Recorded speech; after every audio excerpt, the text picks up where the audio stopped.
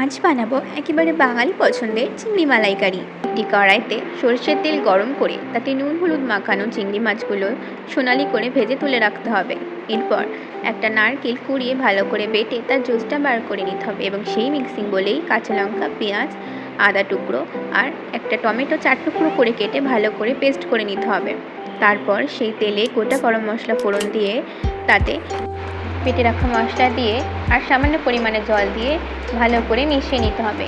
মেশানো হয়ে গেলে এর মধ্যে স্বাদমতো নুন, হলুদ গুঁড়ো, শুকনো লঙ্কার গুঁড়ো, কাশ্মীর লঙ্কার গুঁড়ো আর সামান্য পরিমাণে চিনি দিয়ে আবারও ভালো করে কষিয়ে নিতে হবে। কষানো হয়ে গেলে এতে সামান্য পরিমাণে গুঁড়ো দুধ দিয়ে তারপর এর মধ্যে বেটে রাখা নারকেলের দুধ দিয়ে নেড়ে চেড়ে কিছুক্ষণ ফুটিয়ে নিয়ে এর মধ্যে আগে থেকে ভেজে রাখা চিংড়ি মাছ দিয়ে ভালো করে নেড়ে দুটো কাঁচা লঙ্কা দিয়ে ভালো করে মিশিয়ে ঢাকা দিয়ে রেখে দিতে হবে। মশলা গামাখা হয়ে এলে এর ওপর দিয়ে সামান্য পরিমাণে ঘি আর কুচো ধনে পাতা ছড়িয়ে মিশিয়ে নিলেই তৈরি চিংড়ি মাছের মালাইকারি।